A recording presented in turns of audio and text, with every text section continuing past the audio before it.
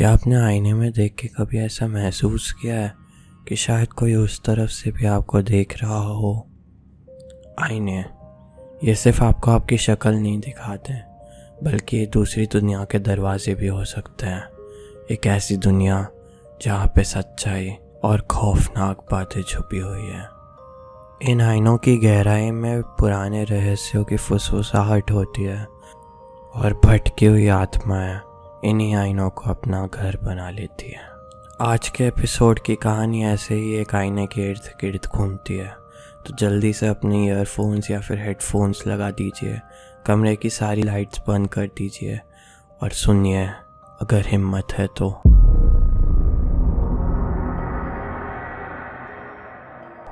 सोहम का एक छोटा सा परिवार दिल्ली के एक मकान में रहता था।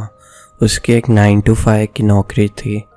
वो, उसकी वाइफ और उसकी एक बच्ची इसी छोटी सी ज़िंदगी में बहुत खुश थे, लेकिन उन्हें क्या पता था कि सोहम का ये एक फैसला उनकी ज़िंदगी पूरी तरीके से पलट देगा। सोहम को एक सुबह अचानक से उसके घर से फ़ोन आता है। उसकी दादी उसे बताती हैं कि उसके दादा की हालत बहुत ही ख़राब है और वो चाहते हैं कि सोहम उसके गांव आके उसके दादा की हवेली में 2-3 दिन रहे और उसके दादा के आखिरी वक्त में उससे मिल के जाए।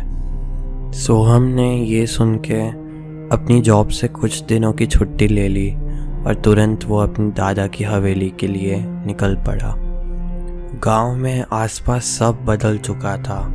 सोहम को अपना बचपन गांव को देख के ज़रा भी याद नहीं आ रहा था, लेकिन जब भी उसने हवेली देखी, वहाँ पे कुछ नहीं बदला था। वही पुरानी दीवारें, वही पुराने मार्बल, पर हवेली देख के उसे अपना पूरा बचपन उसकी आंखों के सामने दिख गया। सोहम अंदर गया और अपना सामान गेस्ट रूम में रख के अपने दादाजी से तुरंत मिलने चला गया। सोहम के दादा की हालत बहुत ही ख़राब लग रही थी। वो गहरी गहरी सांसें ले रहे थे और वक्त की लकीरें उनके चेहरे पे साफ दिख रही थी। सोहम ने धीरे से अपने दादा के कानों में पूछा कि क्या उनकी कोई आखिरी इच्छा है जो वो पूरी कर सकता है। तो ये सुन के सोहम के दादा ने गहरी सांस लेते हुए कहा कि उनकी हवेली के तहखाने की दाईं तरफ एक पुराना सा आईना पड़ा है जो कि लाल कपड़े में लिपटा हुआ होगा। दूसरी सांस लेते हुए उन्होंने कहा कि अब उस आईने का ध्यान रखना, सोहम, तेरी जिम्मेदारी है। और उन्होंने सोहम को एक चेतावनी भी दी कि चाहे कुछ भी हो जाए, उस आईने का जो लाल कपड़ा है वो उस आईने से हटना नहीं चाहिए। सोहम को ये बात थोड़ी सी अजीब लगी कि आईना तो हम खुद की परछाई देखने के लिए लेते हैं, तो आखिर वो उस आईने को कपड़े में क्यों छुपा के रखना चाहते हैं। पर सोहम को लगा कि इस वक्त कोई सवाल करना ठीक नहीं होगा, तो वो चुपचाप वो तहखाने की चाबी लेकर तहखाने की तरफ बढ़ने लगा। लेकिन उसके दादा की हवेली में कोई रेनोवेशन नहीं हुआ था और ना ही वहाँ पर तहखाने में कोई लाइट लगी हुई थी, तो सोहम ने अपने साथ एक टॉर्च भी ले ली। तहखाने का ताला जंग खा चुका था, लेकिन जैसे तैसे सोहम ने उसे खोल दिया और जैसे ही दरवाज़ा खुला, बहुत सारी धूल उसके ऊपर गिर गई। ऐसा लग रहा था कि सालों से उस तहखाने को किसी ने खोला ही नहीं है। उसे अपने अंदर ही अंदर थोड़ा सा गुस्सा आ रहा था कि आखिर वो लोग साफ़ सफाई क्यों नहीं करते, लेकिन आखिर उस बारे में उसने ज़्यादा सोचा नहीं। धूल भरे तहखाने में उसने जैसे तैसे वो आईना ढूंढ ही निकाला। वो तहखाने के कोने में पड़ा था। सोहम वो आईना लेकर गया और अपने कमरे में रख दिया। सोचा कि जब वो निकलेगा उस आईने को अपने साथ अपनी बैग में भर के ले जाएगा। सोहम फिर अपने गांव के पुराने दोस्तों से मिलने गया। उससे अपनी दादी के साथ थोड़ा समय बिताया और वापस से अपने कमरे में रात को आ गया। लेकिन अभी भी सोहम को समझ नहीं आ रहा था कि आखिर उस आईने में ऐसा क्या है जो उसे इस लाल कपड़े से ढक के ही रखना है। ये बात उसने अगले दिन अपने दादाजी को बताई कि उसने उस आईने को रख लिया अपने साथ और वो थोड़े दिनों में उसे अपने साथ दिल्ली ले जाएगा। उसके दादा ने आईने के बारे में सिर्फ एक चीज़ दोहराई कि गलती से भी उस लाल कपड़े को नहीं निकालना है। अब ये राज सोहम को बहुत ही अजीब सा लग रहा था। आज सोहम के पास करने को कुछ ज़्यादा नहीं था और दिन ऐसे ही निकल गया। कल सोहम फाइनली दिल्ली के लिए रात को निकलने वाला था, लेकिन जब सोहम शावर लेके अपने रूम से बाहर निकला तो उससे सामने अपने वही आईना दिखाई दिया। तो पता नहीं उसके दिमाग में ऐसा क्या आया कि उसने सोचा कि एक बार उसे उस आईने को खोल कर देखना है। सोहम ने सोचा कि वो बस एक झलक लेगा आईने की और वापस से उसे उसी कपड़े से ढक देगा। और इससे पहले कि उसका दिमाग उसे रोकता, उससे बिना कुछ सोचे समझे उस लाल कपड़े को उस आईने से खींच लिया। वो आईना बस एक पुराने आईने की तरह ही दिख रहा था।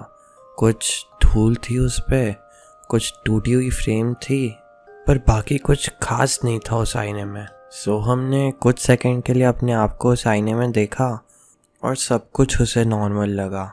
तो उसने वापस से वो लाल कपड़ा लिया और जैसे ही वो कपड़ा उस आईने पे लगाने गया, ऐसा लगा कि मानो किसी ने ज़ोर से उसके हाथ से वो कपड़ा खींच लिया हो और वो कपड़ा अपने आप उसके हाथ से टेबल के नीचे चला गया। सोहम ने इस बात पे ज़्यादा ध्यान नहीं दिया, लेकिन जैसे ही वो कपड़ा उठाने के लिए पीछे मुड़ा, उसे ऐसा लगा कि सोहम तो पीछे मुड़ा, लेकिन उस आईने में दिख रही उसकी परछाई मुड़ी नहीं। वो सोहम के मुड़ जाने के बाद भी उसे ही घूर रही थी।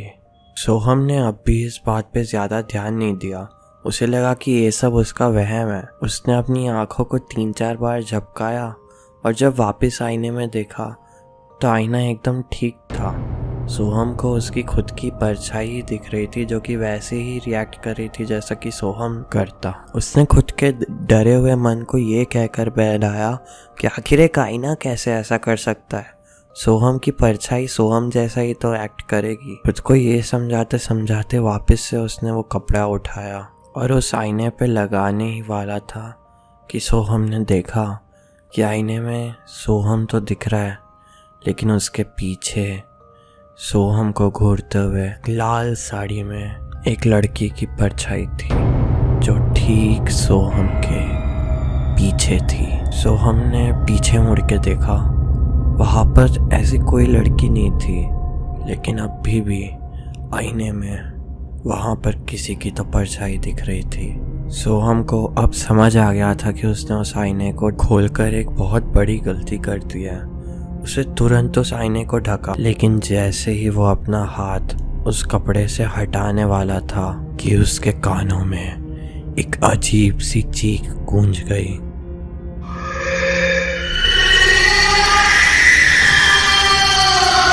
और वो चीख इतनी जोर की थी कि सोहम के कानों से खून निकलने लगा और वो कपड़ा अपने आप उड़ के खिड़की से बाहर चला गया।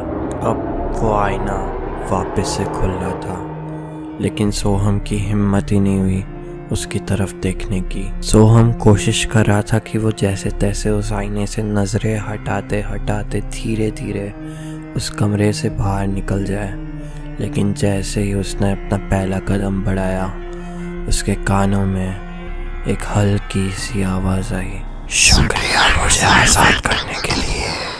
वो हमने जैसे ये सुना, उसने धीरे से आईने की तरफ मुड़ के देखा तो आईने की परछाई में सब ठीक था और सोहम तो था, लेकिन अगर कुछ चीज़ गलत थी तो वो थी कि जो सोहम था वो परछाई में हंस रहा था और उसकी हंसी खुद सोहम को डरावनी लग रही थी। और हंसते हंसते सोहम की परछाई ने खुद वही बात दोहराई कि शुक्रिया सोहम, तुमने मुझे आज़ाद कर दिया।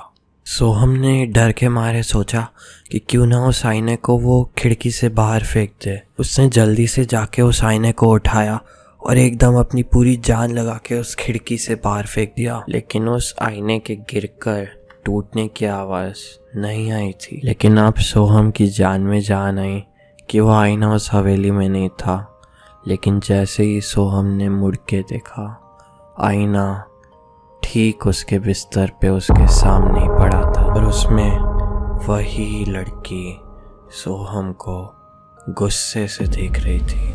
अब सोहम इतना डर चुका था कि उसका पूरा शरीर कांप रहा था। डर के मारे वो हिल भी नहीं पा रहा था। अचानक कमरे की सारी लाइट चालू बंद होने लगी और वो लड़की आईने से निकल के धीरे धीरे सोहम के पास आ रही थी। सोहम के मुंह से आवाज भी नहीं निकल रही थी। लड़की के बाल इतने बड़े थे कि उसका चेहरा ढक रहा था। अगर कुछ दिख रहा था तो वो थी उसकी लाल चमकती हुई आंखें। सोहम ने उसके पैरों की तरफ ध्यान दिया तो देखा कि वो चल नहीं रही थी। उसके पैर जमीन से थोड़े ऊपर उठे हुए थे। लेकिन अचानक से जब उसकी दादी कमरे में आई तो वो लड़की गायब हो गई। सोहम को उसकी दादी की आवाज तो आ रही थी उसको खाने पर बुलाते हुए, लेकिन वो दिख क्यों नहीं रही थी। उसे थोड़ा आसपास देखा, उसे समझ नहीं आ रही क्या हो रहा है। तब उसकी नजर उस आईने की तरफ गई तो उसने देखा कि उसकी दादी आईने में उसे ढूंढ रही है। आईने की उस तरफ उसका पूरा कमरा दिख रहा था, लेकिन उसमें सोहम की परछाई नहीं थी, बल्कि उसकी दादी थी जो उसे पूरे कमरे में ढूंढ रही थी। सोहम अब ये समझ चुका था कि अब वो अपनी दुनिया में नहीं, आईने की इस तरफ वाली दुनिया में है। सोहम जोर जोर से चिल्ला रहा था, अपनी दादी को बुला रहा था और आईने को ठोक रहा था, लेकिन उसकी दादी को कुछ आवाज नहीं आ रही थी। उसकी दादी उसको जब बुलाते बुलाते थक गई और कमरे से बाहर जाने लगी तो वहाँ पे उसने देखा कि उसकी दादी के पीछे पीछे वही औरत जा रही थी। उस औरत ने धीरे से उस आईने की तरफ देखा और अचानक से एक लाल सा कपड़ा आके उस आईने पे लिपट गया।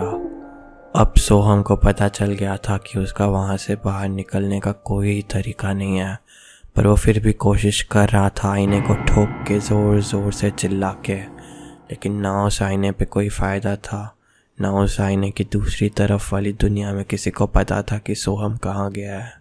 अगले दिन सोहम के दादाजी भी इस दुनिया में नहीं रहे और इस घटना को 3 साल बीत चुके हैं और पुलिस और सोहम की वाइफ सब यही ढूंढने में लगे हुए हैं कि आखिर सोहम गया कहाँ। और सोहम को सिर्फ इसी बात का पछतावा था कि आखिर उसने उस लाल कपड़े को उस आईने से क्यों निकाला। तो ये थी मेरी आज की हॉरर स्टोरी। अगर आपको ये स्टोरी पसंद आई हो तो प्लीज़ लाइक, शेयर और कमेंट कीजिएगा। और एक बात ध्यान रखें, जो भी आप आईने में देख रहे हैं वो सिर्फ आपका अक्स नहीं हो सकता, बल्कि दूसरी दुनिया की एक झलक भी हो सकती है। तो अगली बार से ज़रा संभाल के रहिएगा।